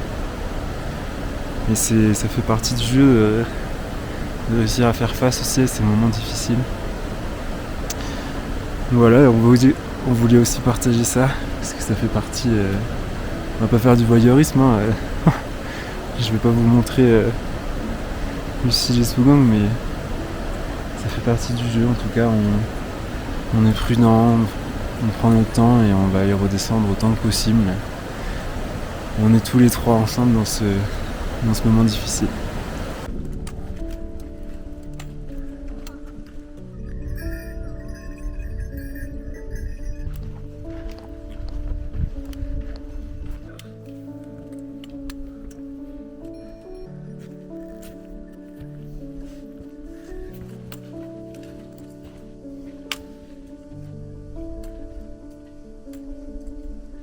Nous Voilà de retour à Lobuche. Il est 11h à peu près. On a mis plus de 3h15 à faire Gorakchep-Lobuche à la descente, alors qu'on avait mis 2h30 hier à la montée. Ça donne une indication sur la force des troupes en présence. Les troupes ont besoin de repos.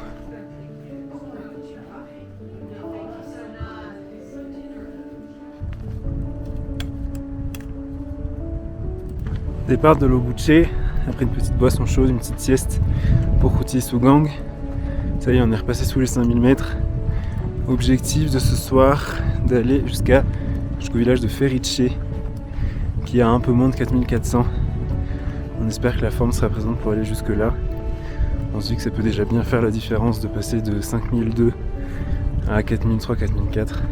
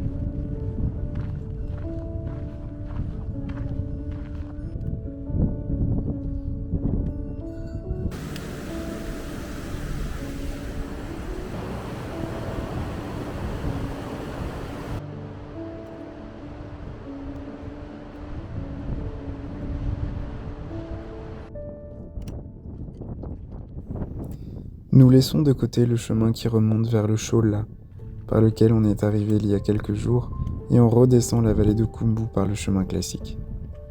De nouveaux paysages s'ouvrent à nous. Les espaces sont immenses, grandioses. L'amas d'Ablam, à la fois menaçant et protecteur, guide notre progression.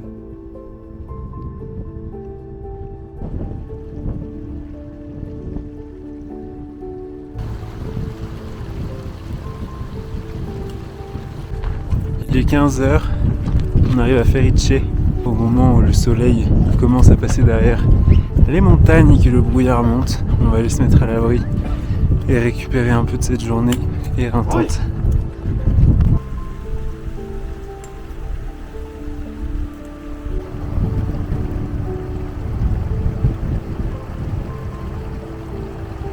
Nous sommes posés au Everest Trekkers. Voilà, et pendant que mes deux acolytes sont en train de se reposer, petit point stat pour la journée. Donc nous avons marché 6h45, grosse journée en fait, même si on n'a pas marché très vite parce qu'il y avait beaucoup de fatigue. On a fait pas mal de pauses et c'était important qu'on prenne le temps de bien redescendre. Donc là on est à environ 4300, entre 4003 et 4004, ce qui est bien mieux que les 5002 de Gorakchep. Donc 6h45, nous avons fait 12,85 km. Nous avons fait 150 mètres de dénivelé positif et 1050 de dénivelé négatif. Donc ça y est, on commence les grosses journées où on descend.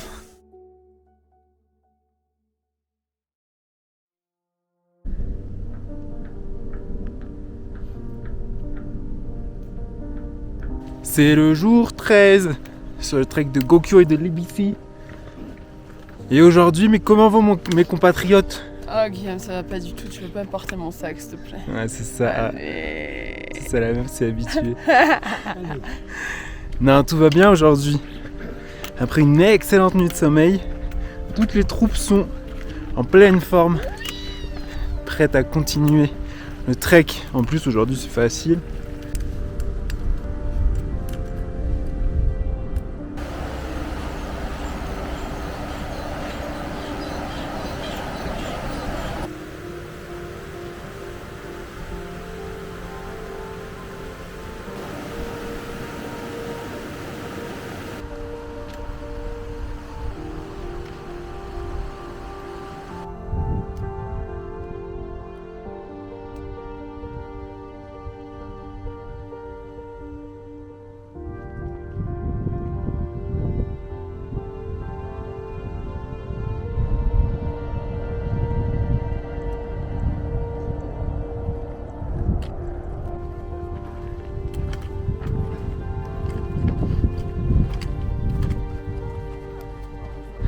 montre quelque chose.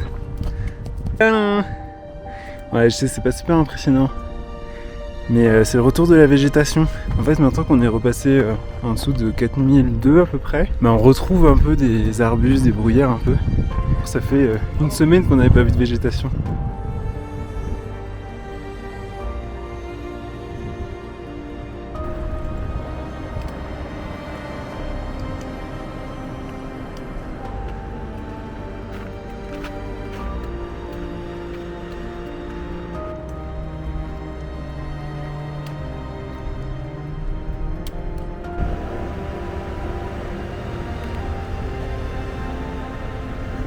On vient de passer à Pangboche, qui est un assez gros village, et on vient officiellement de repasser sous la barrière des 4000 mètres d'altitude.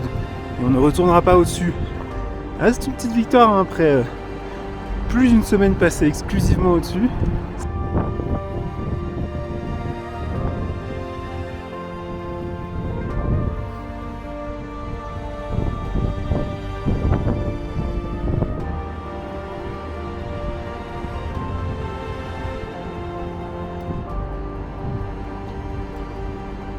Et globalement, c'est assez fou comme on sent la différence au niveau respiratoire. On sent que c'est plus facile de faire des efforts. On en chie moins pour monter la moindre marche, comme c'était le cas quand on était au-dessus de 5000, 5002, même 5004. Donc vraiment, on confirme, c'est vrai. Il y a plus d'oxygène quand on est plus bas.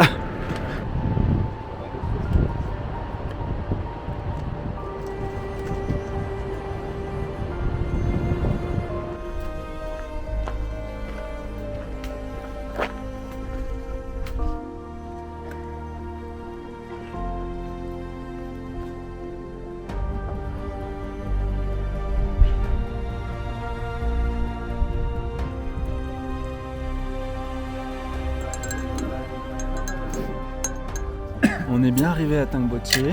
Et est-ce que vous pouvez dire qu'on a besoin de récompenses en ce moment ou pas? Allez, petit indice. Oh non, c'est n'importe quoi ce qui se passe, n'importe quoi.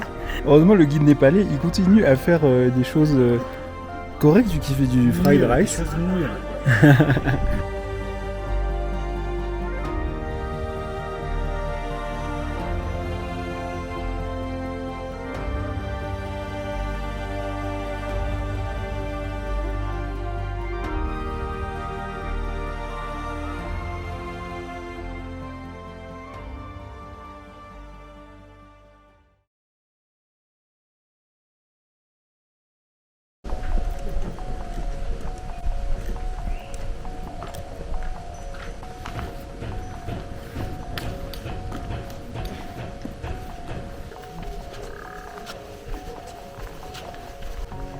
C'est le jour 14 sur le trek de Gokyo et d'Ibisi. Aujourd'hui, on quitte Pangboche et son monastère, assez impressionnant, et direction Namche. Une relativement petite étape, mais c'est pas plus mal. Parce qu'on s'est quitté hier avec une énorme bouffe et en fait le karma a rattrapé très très vite vu que je pense que j'ai fait une indigestion, une petite intox après. Donc fin de journée, une nuit assez compliquée pour moi. Et aujourd'hui, on va faire le service minimum.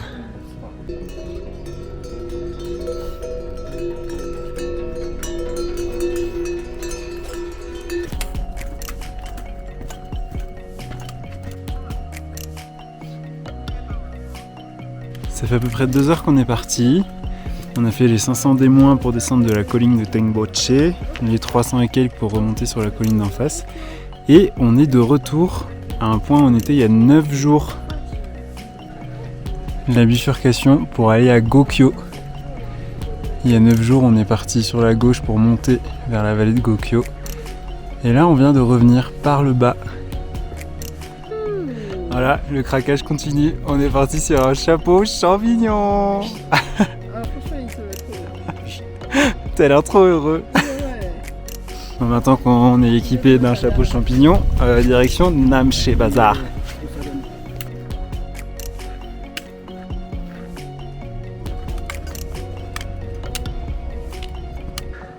De retour à Namche Bazaar. 9 jours qu'on l'a quitté. On continue de faire des bons trucs d'occidentaux qui ont envie de manger autre chose que des dalbats. Ce coup-ci, du houmous.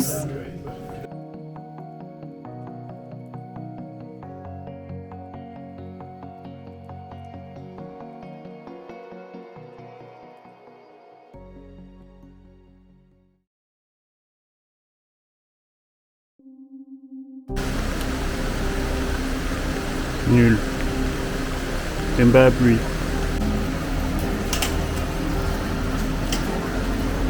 Moi, j'aime bien marcher sous la pluie. On voit même pas ta tête. C'est vrai ça? Vas-y, contente. Oui. Ça t'avait manqué.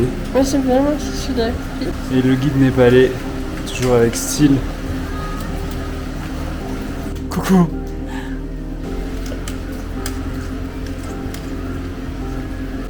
On en avait parlé au tout début, il est venu le moment pour nous de redescendre des kilos de déchets vers Lukla, équipés chacun de 2 sacs, donc 2 fois 1 kilo chacun de déchets qu'on va redescendre. Et on a des petits sapins de Noël.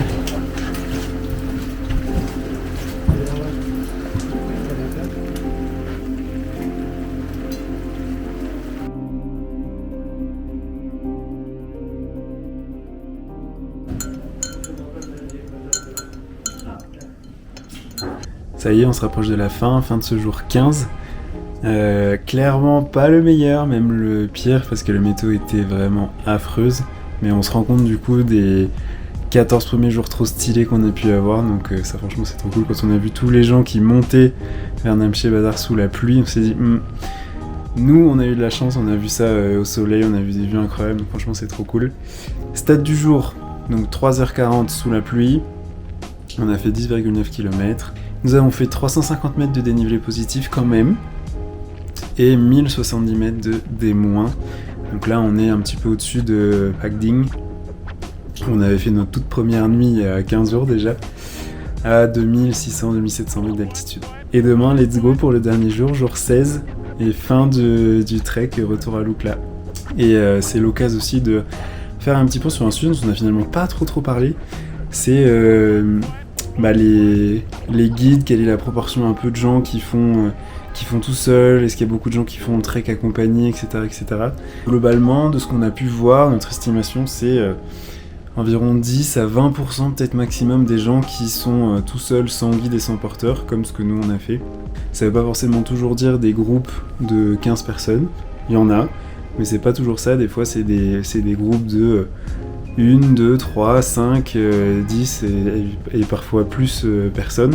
Ce qui est intéressant aussi, c'est de voir que ça fait travailler pas mal de monde, parce que des groupes avec une quinzaine de personnes, il y a pas mal de porteurs. Les porteurs en général, en moyenne, ils portent les gros sacs de 2 personnes, des fois 3 personnes. Donc en général, ils partent plus tôt dans la journée, et puis comme ça, quand les trekkers arrivent avec leur guide au lodge dans l'après-midi, les sacs sont déjà là. Alors ce qui en vient aussi à la question de pourquoi nous on a fait le choix de faire ça tout seul, de pas s'accompagner de guide, de pas s'accompagner de porteur. Je vais répondre en ce qui me concerne, parce que peut-être que Kruti ou Sougang auraient des réponses différentes. En tout cas moi le premier point qui est hyper important, c'est que en fait j'adore la préparation. J'adore planifier, j'adore faire des tracés, imaginer les découpages, étudier les cartes, regarder la topographie, les reliefs, comment tout va se passer. Et en fait, je me projette énormément dans le trek avant de partir en faisant ça.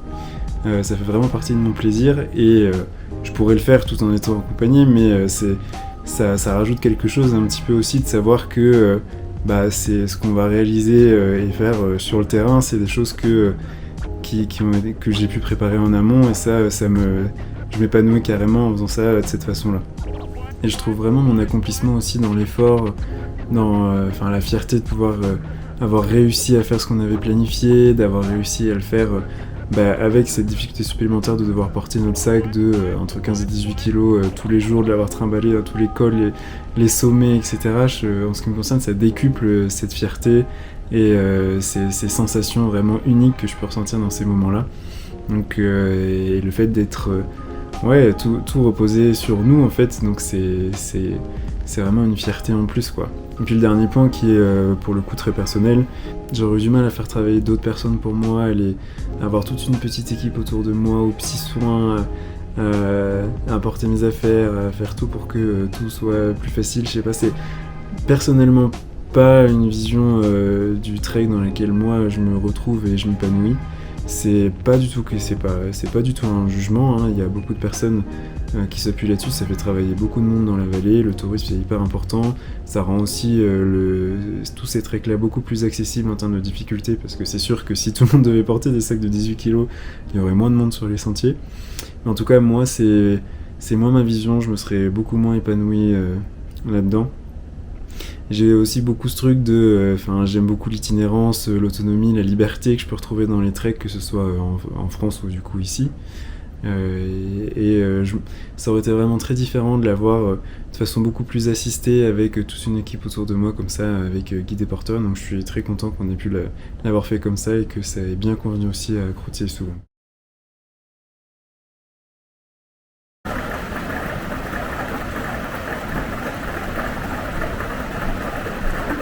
C'est le jour 16 sur le trek de Gokyo et d'Ibisi. C'est le dernier jour, c'est le jour où on rejoint Lukla, où on clôture ce trek. Il fait pas très beau, on a attendu un petit peu avant de partir, que la pluie arrête, donc là pour le moment ça s'est arrêté. On espère que ça va rester comme ça, on a à peu près 3h30 jusqu'à Lukla. Pas la journée la plus agréable devant nous, surtout avec ce temps, mais faut finir le travail, alors let's go.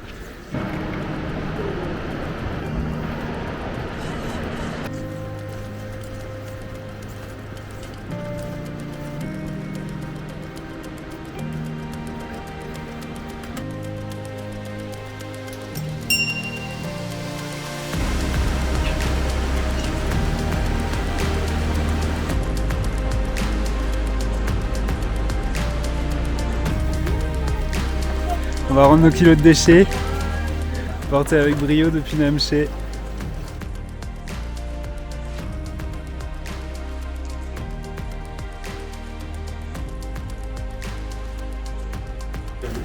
Et coucou! Et coucou! Ça y est, c'est la fin du trek, on a fait nos 16 jours. On a été voir Gokyo, on a été voir l'Everest Base Camp. Mais ça y est, c'est terminé, il est temps de rentrer. On est à l'aéroport de Lukla. On est toujours vivant, avec des petits souvenirs de qualité, en pleine forme. Voilà, c'était pour le trek au Népal et à l'Himalaya, et à bientôt pour de nouvelles aventures.